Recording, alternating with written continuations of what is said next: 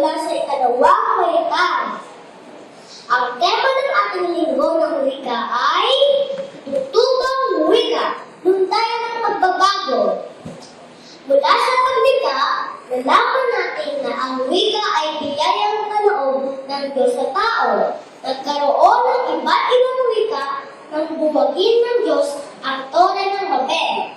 Masasalamin ito sa kasaysayan at klasifikasyon ng wika sa ating bayan, mula sa pag-uuri ng dialekto sa ating bansa hanggang nabuo ang surian ng wikang pambansa na magsasagawa ng pag-aaral upang magkaroon ng pangunahing katutubang wika na gagamitin ng maging wikang pambansa.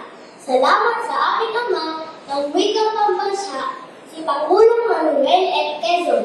Gayon din sa nag-ayos ng ating gramatika, ang ama ng Balahila, si Lope K. Santos. Ang wikang Filipino bilang ating wikang pambansa at ang batayang dialektong ginamit ay Tagalog. Ang Pilipinas ay hindi pa humuli sa takbo ng pagbabago ngayon. Kasabay ng pagbabago sa sistema ng edukasyon, niyakap natin ang 12 taon ng pag-aaral.